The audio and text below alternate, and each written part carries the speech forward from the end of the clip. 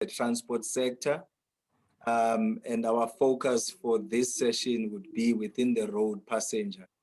Now, there is a concept of heritage-related careers.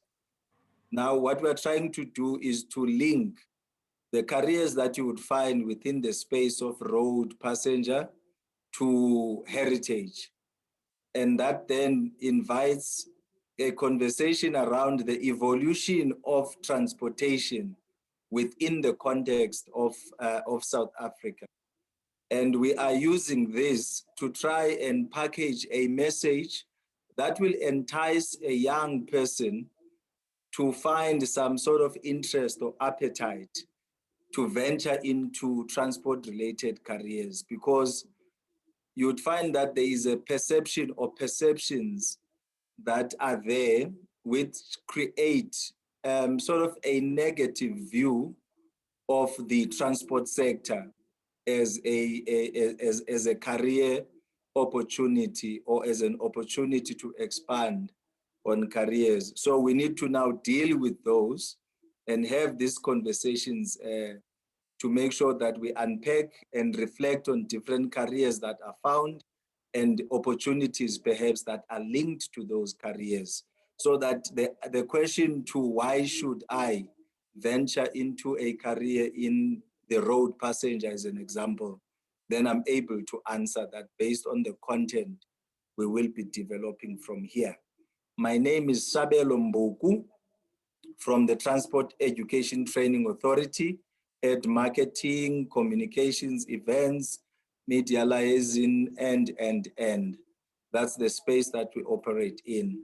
So can I then give an opportunity to Mr. Lunga Jacobs from UJ? Maybe we can get a greeting from you, sir. And because I know that we're going to extract a lot of content from you based on the space that you are in. Thank you, Sabelo. That is me. I'm from another session as I speak to you now, but I appreciate the opportunity to be part of the discussion. Secondly, I am Lunga Jacobs. I am a lecturer at the University of Johannesburg within the Department of Transport and Supply Chain. I'm hoping that I can, at least in some small way, add value to the discussion. I've been with UJ for about 10 years now. Worked in industry and in academia. That's me. Thanks. All right. Thank you so much. Thank you so much, Mr. Jacobs. It's good that we have academia involved in this discussion, because as you would understand that a learner in grade 9, 10, 11, 12, the aspiration is to actually reach post-school. And then universities will be there, TVET colleges and other private colleges will be there to receive them. But in order for them to get the appetite to actually desire to venture into a university and pursue a career there, somebody needs to stimulate them somehow at that age and create, that kind of excitement or interest. So we will then delve deeper into that.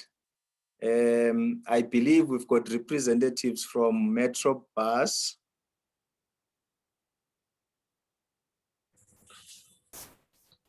Correct, sir. Yes, just introductions in terms of the name, surname, and the space that you are in as well. All right, thanks, sir. Thanks a lot. My name is Khosane Motshekga. I am a resident skills development facilitator for Johannesburg Metro Bus. So I'm responsible, my portfolio is actually responsible for training and development within the institution, so that at least we can, provide opportunities to young people, even the internal staff as well, so that they can have an entry to the organization and even to expose them on what is currently happening within our organization. Yeah. Okay, that's great. And then when we ask a question, Hosanna, that says, where are the buses coming from? Would you be able to respond? Definitely, I'll be able to explain to respond to that. Okay, that's super. That's super. All right. Do we have Goodwill? Unfortunately, Goodwill currently engage in resolving the industrial action that is happening now within the organization. So, All right. yeah. That's another career, that we need to look at as well. Yeah, there's the opportunity that you need also to explore. All right. Quickly, Charmaine, can I ask you to just give a short input into the road passenger as a sector, maybe from a TITA perspective, and what it is that you do for the industry, and then we'll delve deeper then into the content for today.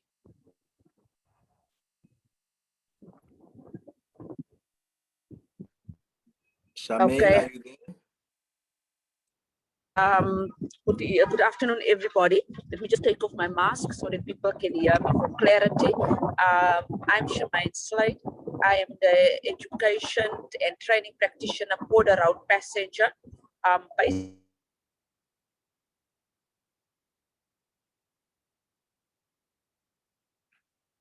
Is it my network or is it hers? I can't seem to hear her. Yeah, it's hers. I have the same problem this side. All right, all right. Charmaine, you may need to drink some water and pause yourself and stretch a bit. Maybe your network will come back. Because obviously right now you are frozen. All right, let's see. In framing our conversation, we are looking at the challenges obviously that we have with our learners not choosing the transport sector as an option for them to advance their careers. And some of the things are based on the perceptions that transport, it's meant for males, or in some instances, transport sector is more technological. It requires a lot of, maths and science. So I just want to check, maybe we can start with you, Lunga. Based on your interaction with learners that are coming into UJ, especially within the transport faculty, what are sort of challenges that you've picked up maybe from the conversations that you've had with them? Okay, we mainly deal with students in two streams. Yeah. The one is the Bachelor of Commerce route, the BCom route that we are all familiar with. Mm-hmm. And then the other is our, what we call CEPs, extracurricular programs. And there, the students, in the one, maths is a requirement because we do certain calculations and things that they need to know. And then in the other, the diploma side, they don't necessarily have to have maths. And that is where there's a difference. The students themselves come, I don't want to say ill-informed because they've seen it all. It's just a case of they're not aware how these things tie into each other. So when I say that, they will have seen a taxi, they will have seen a bus, they will have seen a train, plane, some or majority would never even have been on a plane. But, and then more so the maritime side of things. So the challenge here is firstly from an entry point of view for the degree program, but generally on the diploma side, not that much of a big deal in terms of entry. But some are fairly lost, and the big challenge is to try and combine these and make them see that everything that they see in isolation is actually intertwined and linked. So if that is the grade 12 outcome, then it means down there, there's still a lot that needs to be happening. Down there, I mean, from the very grades that you are looking to focus on in what is envisaged for this conversation. So that's essentially my take and sense of what happens based on my experience with the students that I've come across. Yeah. Right. Now, having mentioned that, I think, Hosanna, you are also picking up because we're looking at really attracting a young person into our space. And now UJ is just giving us a hint that there is a gap within our schooling system in terms of how we share the information or how we package the information. Now, my curiosity is, if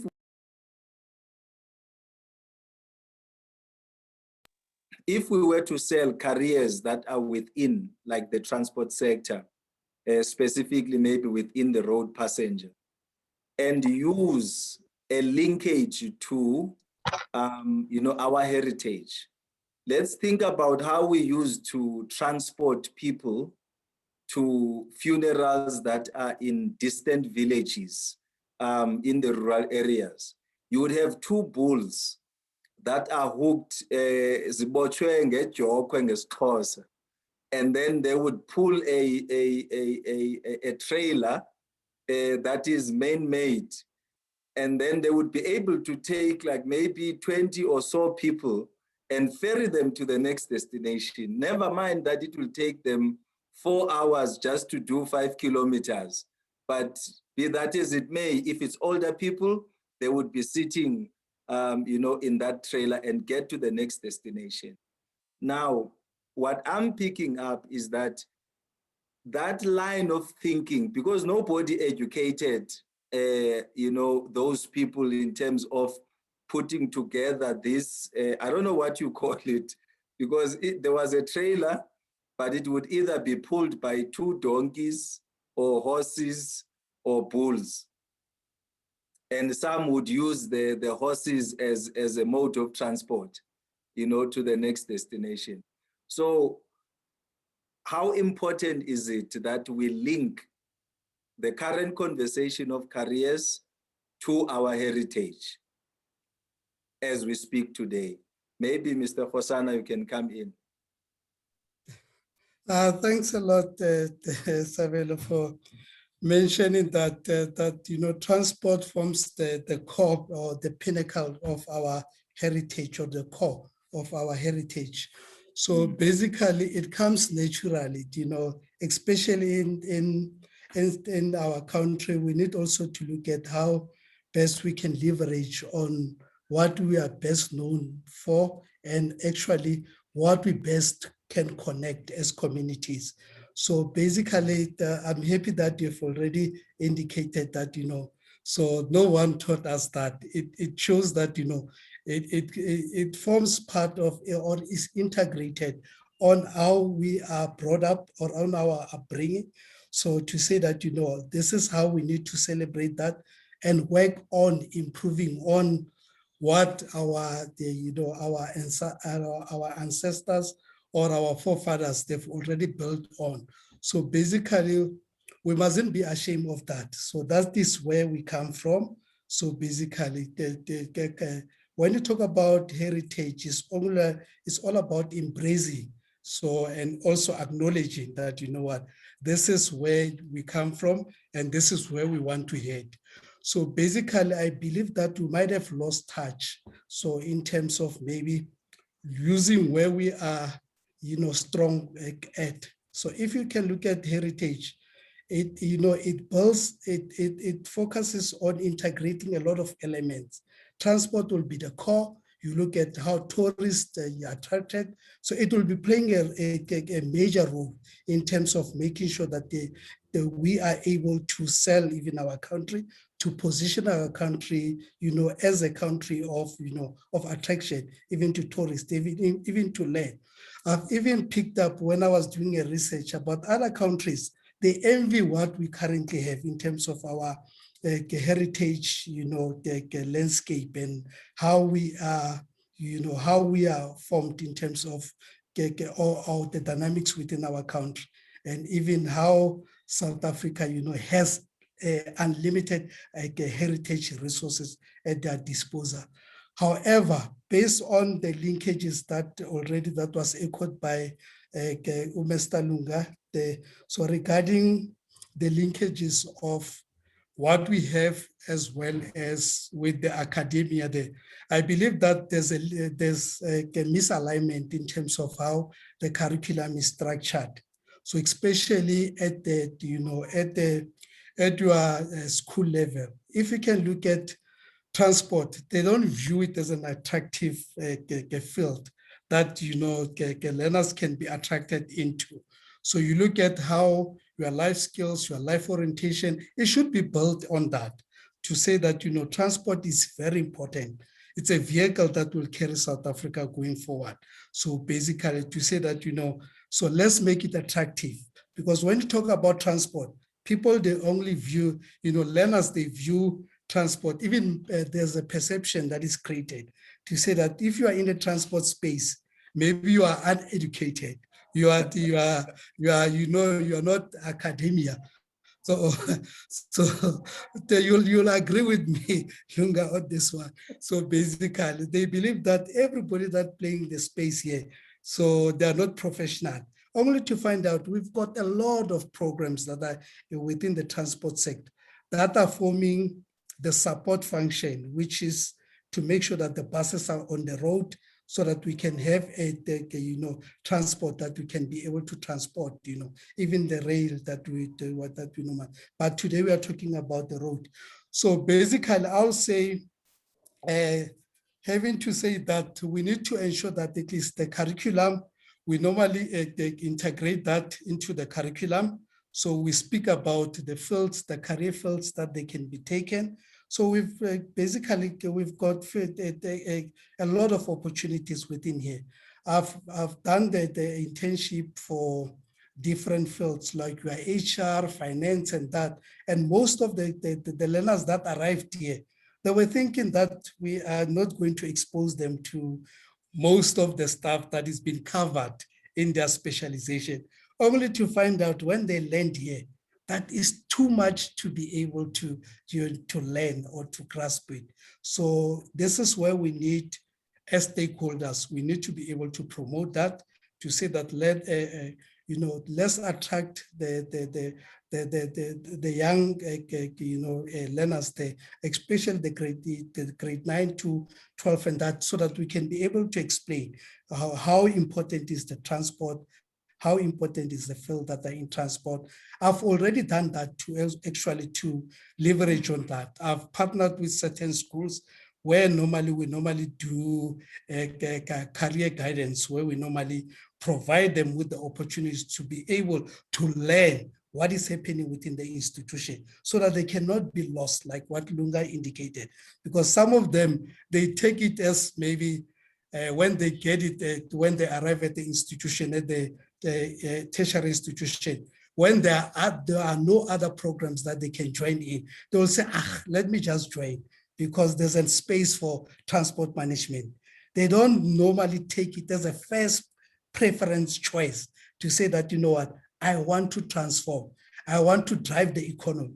So we must preach that transport, it drives the economy. It moves the economy. Is the one that is the vehicle that can be able to transform the economy. And we need also to attract the females, especially when you look at the male-dominated, it was perceived as a male-dominated sector there. So we need to transform and change that. So basically to attract even the females to be attracted, so in the girl child to be attracted in this space. So as normally when they look at the diesel mechanic, they feel like, what, I don't want to get my hands dirty. These are the areas that we need to leverage on. The country needs that so that we can be able to provide at least opportunities for them to be able to be employed. So I'll just leave it at that. Okay, yeah, I can see there's passion there. And, you know, you are not even scared of talking about basic education, you know, considering that your surname is Muteja. You are not. Luga, let's quickly check from what Ndate Muteja is saying, especially looking broadly at different careers within the transport sector. So from your side, obviously, I would like you to just highlight maybe some of the careers that are within the transport space that are offered, you know, within UJ, so that we can see like how do we then induce appetite, you know, to our audience as we are conversing today. Okay, can I please ask that Ms. Charmaine, I see she's back, maybe just to hear her out first, and then I can go through Right. you, Chairperson. Okay, no, that's fine. Charmaine, yeah. Out of the stress of the network, do you still remember what you were supposed to say? Yes, thank you, Sabelo. What I wanted to highlight is the programs that TITA does, because you asked me, how does TITA assist the industry in this way? And I was saying that we are doing learnerships, and we are doing apprenticeships, we're doing internships, we're doing a higher education institution, the workplace experience, and then TVET workplace experiences. We even do ABET. Then we're doing TITA in apprenticeship RPL and normal RPL. And I can understand where the gentleman from UJ is coming in, because you'll be surprised how many students from UJ do we place in the industry in terms of internship and HEI workplace experience. And to allude on what Hosanna was saying is that in terms of bus industry, people think our industry is very limited. They don't even know that when it comes to workplace experience, we place in our industry accountants, lawyers, BCom students in terms of having to finish certain part of the articles. We place IT people because the bus industry accommodates for IT people as well. And on N6 level, we place from the TVET college, a lot of HR administrators, HR management, because clearly we need to also recruit. And on the other sector of the TVET college, we also place a lot of artisans. We place different artisans in terms of who needs to do the upholstery in our buses, who does the tires, who does the painting and spraying. And the two popular ones is the diesel max and the auto electricians that are required of our industry. So our industry tends to be a very vast industry. And Mr. Hosanna, you will be very happy to know that we also got in our sector the schools that we adopt. So we go around by schools and do go to basic education and tell them the attractiveness of what the bus industry got to offer. So TITA is very busy in that scope. And also, especially when we go into the rural areas and into the different colleges. I mean, our rural areas go from Siki right up to Kofumvobu, right back to Zandspruit, if you can call Zandspruit rural in terms of, I think it's not rural so much, but marginalized youth. So there you got it. Our scope is very wide. Right. Thank you so much, Charmaine. So in a nutshell, Charmaine, you are saying we facilitate skills development and training within the sector of transport. And you've touched on the programs or the vehicles that we use to then advance this cause. Definitely, Sabelo. And also, just to mention as last, our learnership is not just driver learnership. Our learnership goes from end user training for the people gets into scheduling, to supervising transport management. There's national certificates on that level. So it doesn't just cater for university and TVET entrance. It also caters for the learner that doesn't have access to the university or TVET entrance via learnership program, where they can do their certificate in advanced certificate. So would you say, Charmaine, what you've mentioned, these are career pathways that a learner from grade 9 can begin to think about.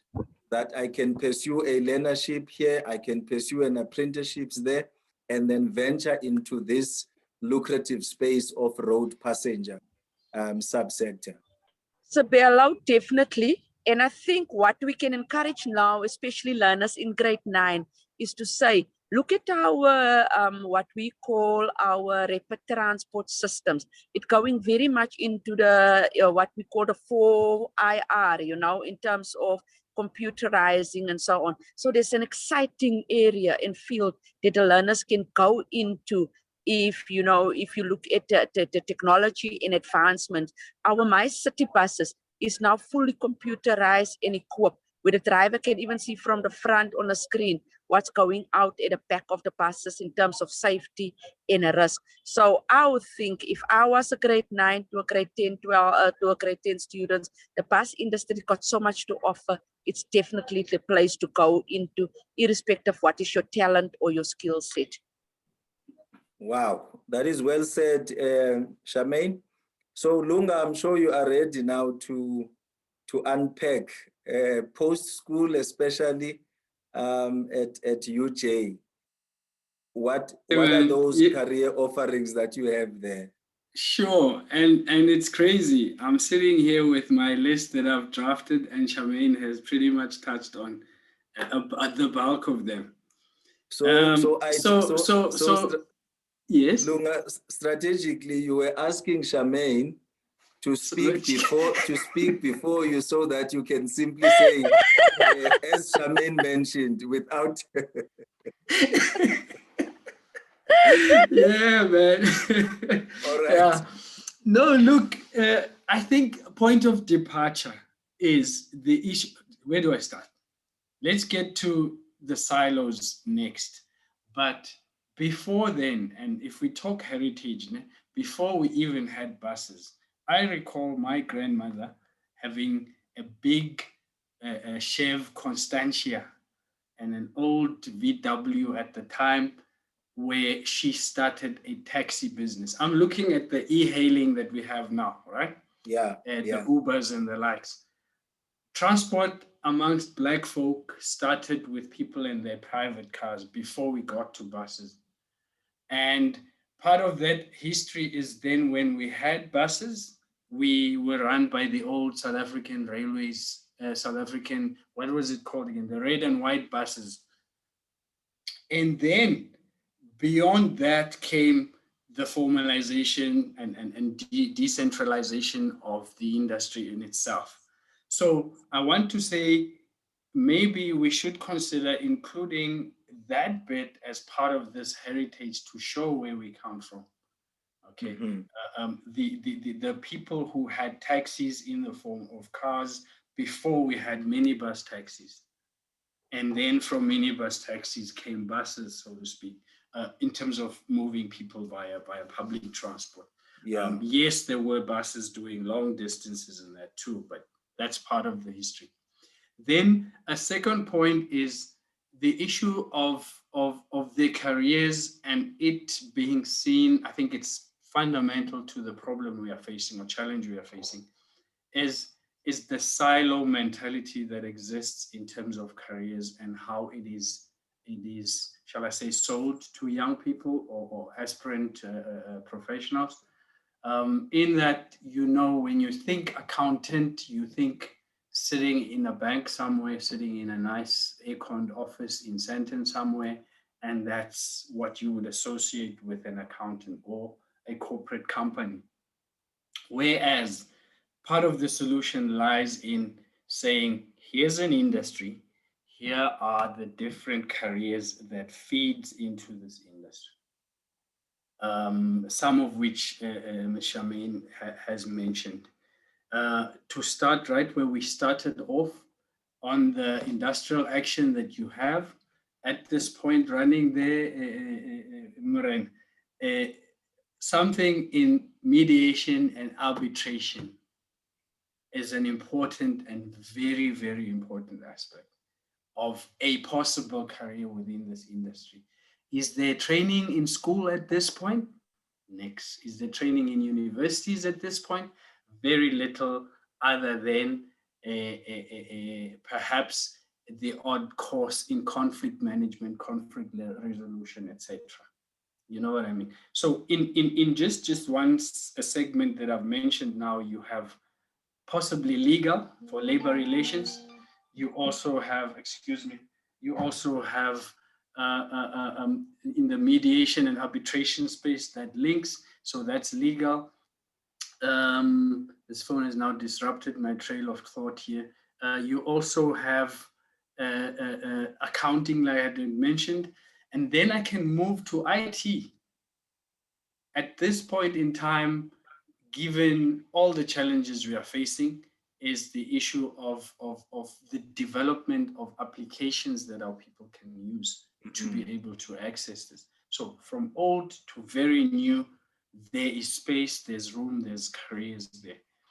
Then I had something on arbitration, IT, and the scheduling. Charmaine had mentioned to put up, you know, schedules, but to be able to access these schedules online. I mean, I don't know which bus is coming at what time on which route at this point in time. You know what I mean? And that plays into that. Urban and town planning. My goodness. I'm leaving that, please excuse it. Urban and town planning is another, Zanspruit is my neighbors, Shireen. I am in the north, Jackal Creek, we just separated by a wall this side. And I mean, I look at all the people staying in this area, combined Zanspruit and Cosmo, ourselves here, and there's a new shopping center here with some flatlets built opposite. To think of it, there's only one road that comes in and out from this side. That's a sign of poor urban planning. There's no bus running this side, example, right? Again, if we had to remove this silo mentality and say engineers and town planners liaise with bus scheduling people, bus operators, transport people, that way we have careers that we can think of there and entice students to do it. The accounting bit was mentioned. And then lastly, women and girls.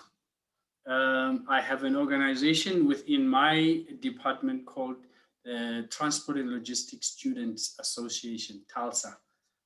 Transport only, no comradeship, no nothing. We just talk transport there. It's part of the societies of the university under the SRC, and that's what we do. Events like this become important. We go to companies for excursions and so on. But one of the organizations we work with is called AWISCA, African Women in Supply Chain. It says women, but it is the women-led, open to women, and both open to guys. And that breaks this whole mode of this male-dominated sort of industry.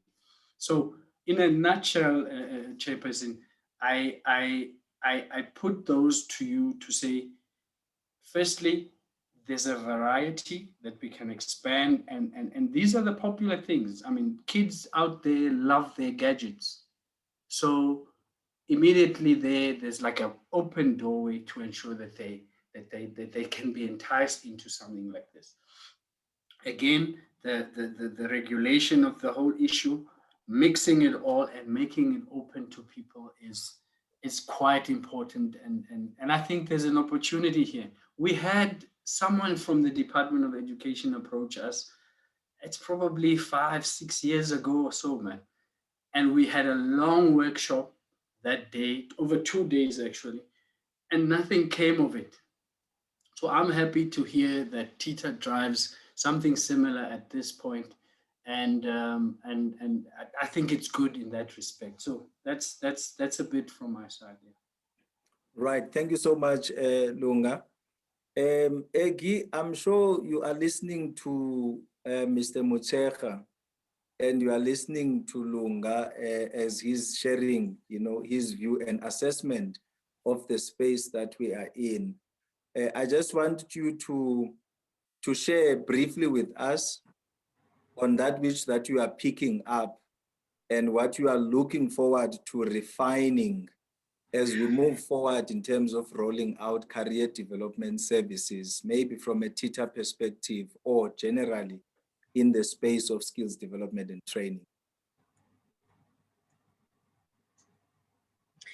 Thank you, Mr. Mbuku, and thank you to all our stakeholders, our educators, and everyone who has joined us through today.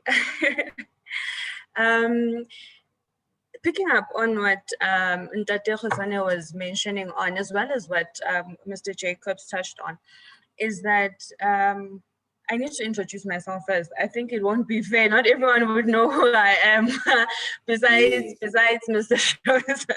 Mr. Jacobs and Dr. Khosan. Okay, my name is Agnes, and I am the Marketing and Events Lead at the Transport Education Training Authority. And as TETA, our main focus, or one of our mandatory focuses as in marketing is on career development services. We have 59 adopted schools as TETA nationally across South Africa, and career guidance is one of our key outputs, or as well as inputs that we put in through, because we changing the narrative of how transport careers are being perceived at this current moment. We've been doing it for quite a long time, and we are still continuing doing it. And one of the platforms that we're using now is one of this webinar that we have organized with the Department of Higher Education and Training, just to ensure that we expose more of the transport related careers that we have. Picking up on the discussion from Dr. Khosane, was that we all have to be frank about this. Transport drives the economy. The transport sector is one of the biggest contributors in the economy of South Africa. Right now, we are all wearing clothes, right? And all of those clothes that we're wearing, some of them are probably from China and different other parts of the world. But how did they come? And how come you're wearing it now? It was transported through different transport modes. Even if they made in South Africa, a lot of clothes are made in Cape Town as we speak. How does it move from Cape Town to the far part of Musina in Limpopo? It's all through transport. And for that movement to take place, it's not just the driver that is required. Charmaine, as well as Mr. Jacobs, highlighted that for the transport sector to be a success, or as a success it is now, it has a lot of support function careers that are available for our learners to be choosing. And the narrative that we're also trying to change is that transport is just for males. It is a male-dominated industry, and that is what we're changing with our career exhibitions as that we initiate and the ones that we attend, to change the whole narrative that transport is not even, there's no diversity. We all know that, for instance, in aerospace, there's previously, and still there is, diversity is not really seen in that sector as well. So in changing all of this myth, we host a number of career exhibitions virtually and physically in all the corners of South Africa. And in doing that, we also host teacher capacitation workshops. As much as our key target is the learners, we cannot miss the teachers as well, who are not aware of the different careers that are available in transport as well. When we host these capacitation workshops with the teachers also, we've noted that there is a bit of a struggle there in knowing the support functions that are available, from the admin part to the finance part to every certain specializations that we have in transport. So the key thing for us to be changing this narrative that we are also pushing on our side is specializations are key. Lunga was mentioning now about urban planning, and we have a lot of engineers right now. A lot of learners want to be engineers, but the specialization of the whole engineering spec is not broadened enough or having exposure enough for them to know that even in transport, there are different specializations of engineering alone. So engineering alone does have a lot of specializations that we need students to be taking up these courses in order for them to come through and better improve our economy. Technical skills as well, the artisan related skills, there's a lot of that we need.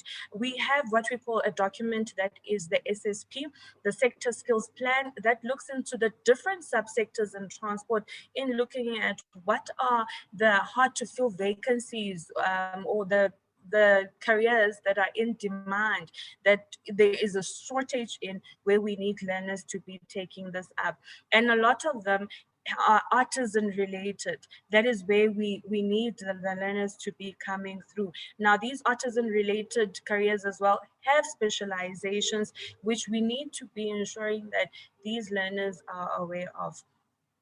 Just before I leave, Mr. Mbuku, as teacher, I'd like to share with as well as the educators that we have here is that as much as we go and advocate transport related careers, we do also have funding for the learners to further their skills, whether at training institutions, be it a TVET, a university of technology, or a training institutions, because some of these skills that are required in the sector, you will not go to a public institution such as a university and go and acquire them. Now, this is in a line of the pilots, for instance. There are private institutions that need to be checked for accreditation before learners are just going to apply there. So our funding opportunities are available in various forms, but the one that is key, especially for Mr. Ngema, who is in KZN and other stakeholders who've joined us from the different parts of South Africa today, is that we are going to be having our bursaries for 2021.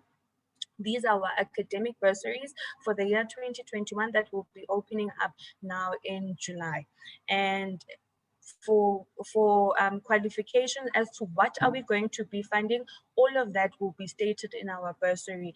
And the key thing to note from that is that every institution where the learners will be going, there's an opening and closing date. We're having an influx of learners who are just waiting for the final results before they can make a move or a decision in matric as to what they can go and do. A number of tertiary institutions as well have currently opened up for the 2022 academic year. Funding opportunities need to be shared with the learners as well, because a lot of times they don't even know who will fund me. My parents can't afford it, or I can't afford it. That sounds like it's too much. The teacher bursary covers tuition, covers accommodation as well as gives out an allowance and more. But for more information on the teacher bursary, please do like our Facebook page, because that is where we're going to be posting the information more frequently, as well as on our website. And with that being said, before I leave, let us have diversity and transformation in the transport sector. As teacher alone, we cannot do it. The teachers need our help. The teachers also need help as well. The learners need help from the teachers. The teachers need help from the different stakeholders in advocating the different careers that we have in the transport sector. Thank you, Mr. Mbuku. Yeah, thank you so much, Eki. I think we need to give Eki a political portfolio, because she is one of those, you give her 1 minute and then she would maximize that 1 minute and replicate and multiply to ensure that you get as much as you can. So thank you so much, Eki. We really appreciate that. Now, Ndate Sibongiseni, Ndate Ngema, obviously we are taking this conversation further and further, and because you are within the space of life orientation, and Lunga mentioned that there is a gap, especially within the schooling system, and I think Ndate Mutsecha, you echoed that there seems to be a disjuncture within the schooling system and the workplace. And then Lunga is looking at it from the academia, post-matric. You receive these learners from high school, but they don't seem to understand the interconnectedness of the environments that they are venturing into. So maybe as the Department of Education, or within then the life orientation space, what do you see as opportunities to really close that gap as we move forward? Mr. Ngema and Mamohato, I'm throwing this back at you.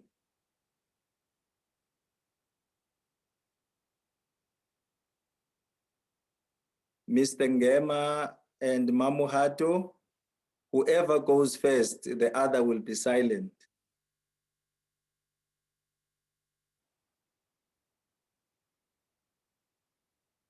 If it was an auction, I would be saying going once, going twice, and then we move. All right, I think while they are maybe wrapping their thoughts around the question, I would like us to then move to the era that we are in. Today we are talking 4IR. Obviously, when you look at heritage, heritage is the historical background of where we are. But now when we say 4IR, what are those key opportunities that we see as coming forth without really amplifying the scary part that technology is going to replace us as workers? You might be a lecturer today, Mr. Jacobs, and then once 4IR, the artificial intelligence kicks in, it can easily replace you.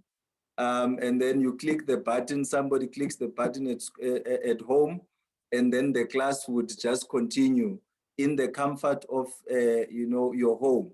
So what are those careers that we think we should be opening our eyes to that relate to 4IR as well?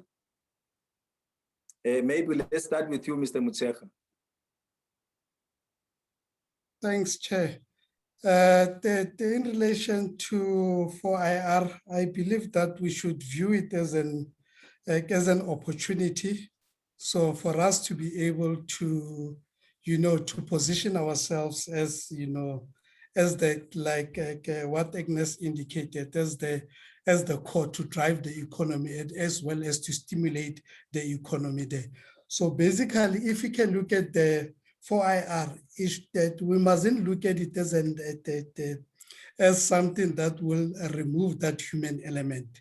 It's just an enabler to say that, as business, it will help us to be able to improve on our processes, on how we do business, how we interact with our customers, how we add value to our customers, how we understand our consumer behavior, to say that when a person, let's say, for instance, when you buy a tag or when you ride with Metrobus, I should not see you as only just a number. So with the technology that will be, introduced, it will be able to help us to say, okay, it's fine. Let's understand how our consumers think and how our consumers want us to position our product so that it can end up being, part of their day-to-day, life, or the day-to-day usage. So, however, in terms of digital transformation, so in terms of looking at the fields that are currently available, your diesel mechanic that was, that we produced 5 years ago is no longer going to be relevant in the current 4IR. So basically, technology now is coming where buses, they will be self-diagnosing themselves, when the bus, maybe there's a problem with an engine. So technology will be there to say that, that I've got a problem. So we need to have the mechanics that are able to move with the technology to say that, let me use that resource to be able to improve or accelerate the productivity and add value to the commuters or to the community at large. So you look at even the drivers as well. So looking at our drivers, the way that we have been preparing our drivers, with 4IR, we need to be able to say drivers now, we are looking at drivers that are able to connect with technology, who are able to say, let me embrace technology and use technology. So to be able to ensure that at least I'm able to deliver the service or I'm able to deliver the product that our consumers are looking at. And also looking at the challenge, looking at what they've already indicated. We should also pose that to institutions. The way our transport planning is configured is no longer relevant looking at the current state that we are currently at. So you look at the buses, you look at the transport planning, the planning, it was done in such a way that it was supporting the previous dispensation. So if you can look at it, now people have changed, people who are commuting. So they're totally different human beings that as compared to the previous one. So I was even talking to our planning guys to say that looking at our routes, so most of them, they're no longer profitable. So looking at how we need to reinvent ourselves, to look at using technology, Facebook and the resources that are there, to be able to understand where people are moving. So that previously we used to have your Joburg as a mining houses there. So, but if you walk around now, so those mining powerhouses are shut down now. They're no longer there. People are commuting to different areas. You look at your Santen and that, and we are not supporting the new movement of our consumers there, where we can use technology there. So to be able to integrate. So, and also our system should be integrated. We should look at an integrated transport management system, where if you buy one tag, it should be able to allow you to be able to use various types of transport modes instead of working in silos. I believe that Mr. Jacob touched on that, to say that we are operating in silos. We should be integrated, seeing as one organization that is transforming the lives of human beings. All right, Mr. Mutsecha, you are touching especially on the ICT related careers that are opening up even within the road passenger space, because it is critical that, I mean, you and I might not be fully au fait with the digital platforms of communication, and where we can even do research to test the sentiments and the satisfaction of our customers, because we are of the heritage age. So young people, then there's an opportunity because they are fully acquainted with these gadgets. And you and I, including Lunga on the other side, you know, we rely on content that we study. They are experimenting. We never got the opportunity to experiment at a young age. So I fully agree with you. ICT is an opportunity. Lunga, what is your input on this one so that we can quickly run to the wrap of this discussion? Yes, man. Thank you, Che. I think we're on a good path here, but my mind has gone beyond this, where I've even gone as far as saying that Mr. Mutsecha can just put in a good word there for a bit of what we're talking about to be incorporated in the syllabus.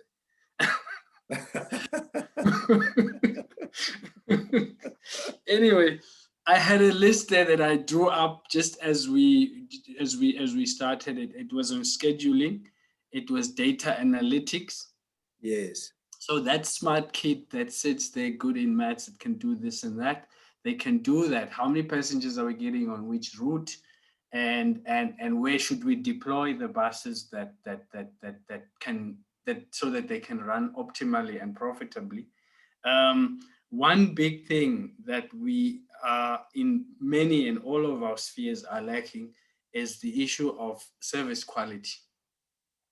That you can pick up through things like surveys that you will put on these very platforms to be able to then measure what people say and think about certain things in the services that we are offering, such as the bus services, etc.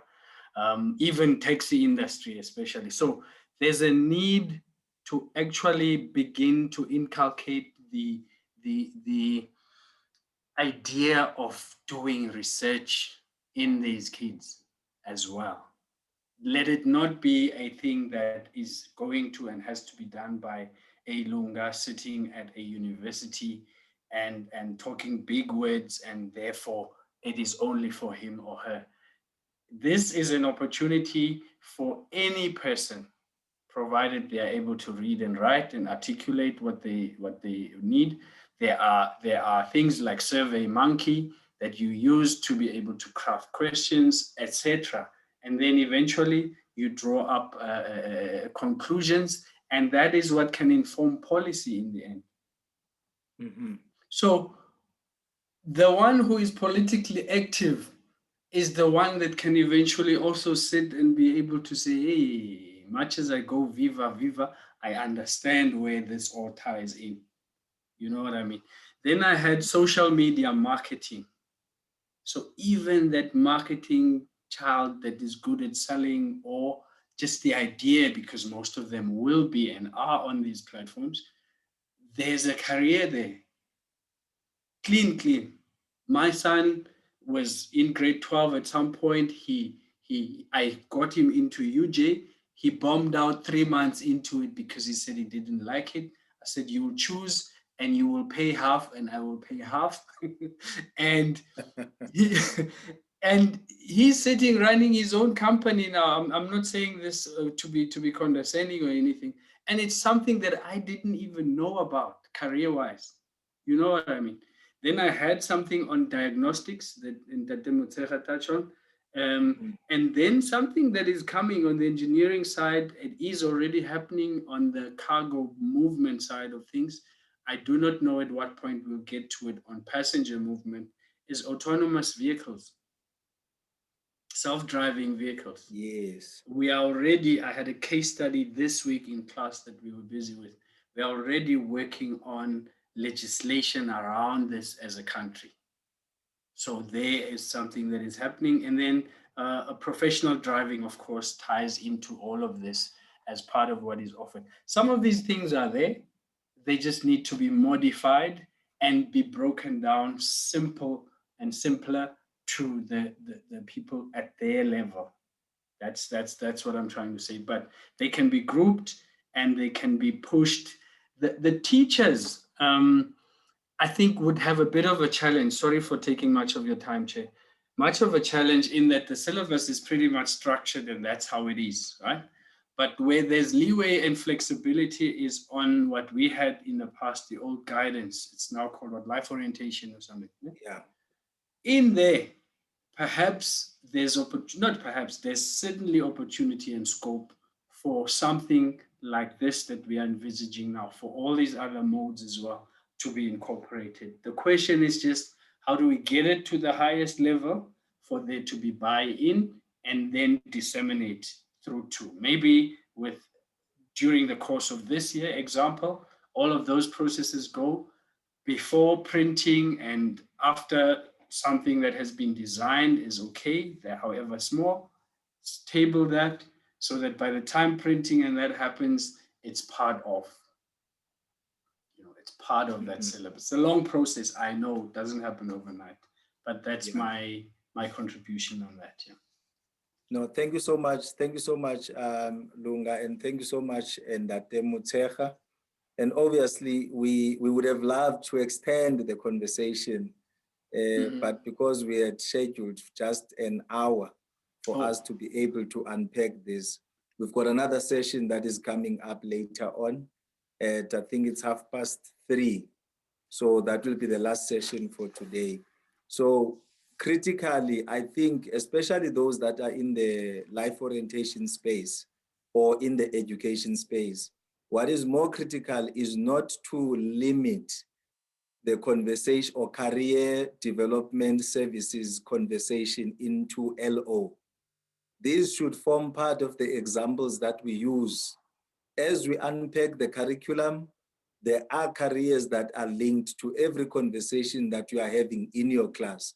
So if you are fully acquainted with different careers that are, in different spaces or different sectors, then it makes it easier for you to share examples. You can link to heritage to create excitement, but for IR induce the appetite to learn more and think outside of the box. I think those are the critical elements that we really need to take forward. Because what we feed into our universities from our secondary schools, they have to try and refine. And then after the refinement, back to industry, and the industry does not find synergy as well. So all of these gaps, it's only us who would be able to close them. by creating opportunities for these conversations to continue so that we can learn from one another and allow these young people also to be exposed. Because as much as we are having this conversation, if a young person gets to listen to this conversation, they get to hear different aspects of the environments that we are talking about. And I believe that will easily arouse an interest for them to want to be in the transport space, especially within the road passenger space.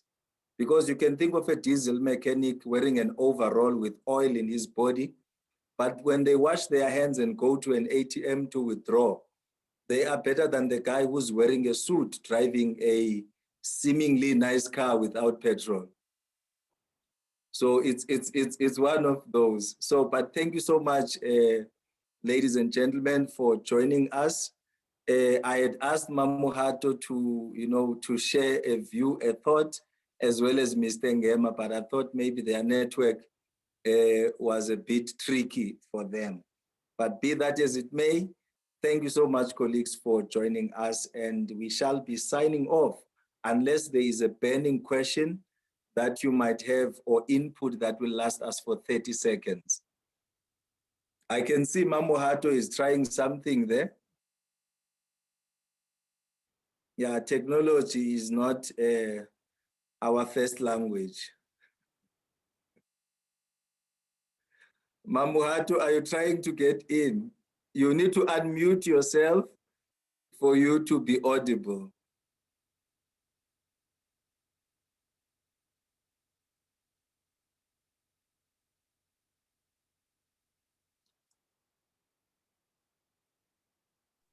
Yeah, that's technology.